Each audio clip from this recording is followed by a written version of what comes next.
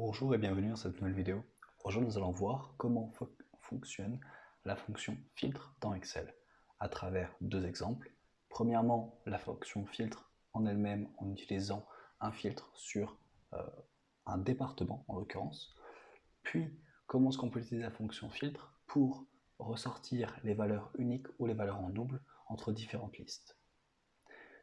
Mais avant cela, n'hésitez pas à vous abonner si le contenu vous plaît et que vous souhaitez en savoir plus sur l'Autosa et Excel en lui-même. Premièrement, nous allons donc voir comment utiliser la fonction filtre par elle-même. Nous avons donc deux tableaux. Un premier tableau, nous avons une liste de personnes ainsi que le département auquel ces personnes appartiennent. Et nous souhaitons reformer un tableau à côté de cela avec par département chacune de ces listes.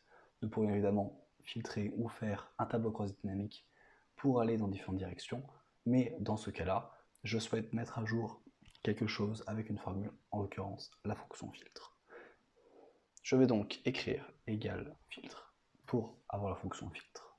Tableau correspond à la plage à laquelle je souhaite tirer mes données, à savoir depuis B7 jusqu'à B46.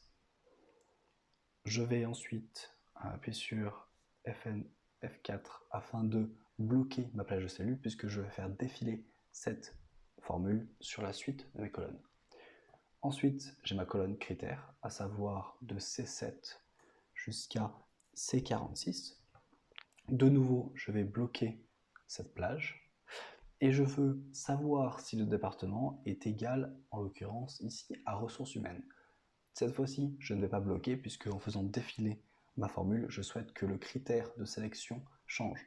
D'abord ressources humaines, puis supply chain, puis informatique, puis marketing, puis finance. Il ne me reste plus qu'à fermer la parenthèse et appuyer sur Entrée.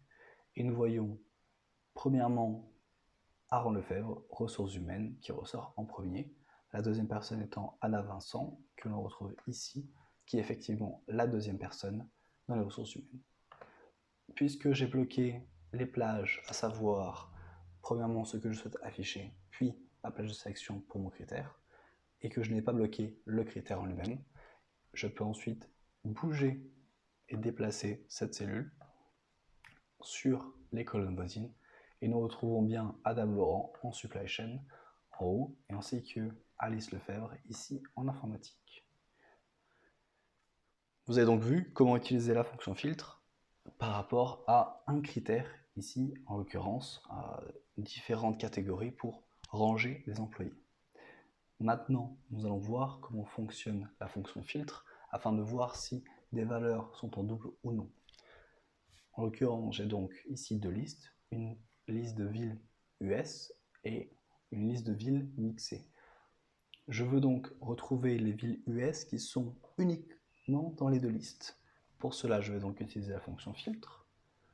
Je vais récupérer, à savoir, les villes US, puis je vais chercher à inclure est-ce que ces villes US sont dans la deuxième liste. Pour cela, je vais donc faire nb.si. En l'occurrence, ma plage est celle-ci, et mon critère, c'est la liste d'à côté. Pourquoi est-ce que je mets nb.si? nb.si va ressortir concrètement une plage avec des 0 et des 1, à savoir 0, la ville n'apparaît pas dans les deux listes, 1, la ville apparaît. Mon nb.si va donc ressortir toutes les villes qui sont en double sous la forme de 0 et de 1, et la fonction filtre prendra 0 comme n'est pas dans la seconde liste et 1 comme apparaît dans les deux listes.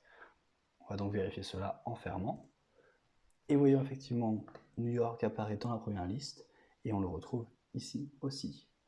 A l'inverse, Los Angeles n'apparaît que dans la première liste et pas dans la deuxième. Maintenant, si je cherchais l'inverse, qu'est-ce que je pourrais faire? Il me suffirait de reprendre ma formule. Cette fois-ci, au lieu d'avoir simplement nb.si, je rajouterai non, qui permet d'inverser tout simplement la formule. Et nous voyons la ville de façon inversée, à savoir celles qui n'apparaissent pas dans les deux listes apparaissent ici, à savoir toutes les villes US qui ne seront que dans la première liste et non dans les deux listes. Si cette vidéo vous a plu, n'hésitez pas à vous abonner et je vous dis à bientôt pour de nouvelles vidéos.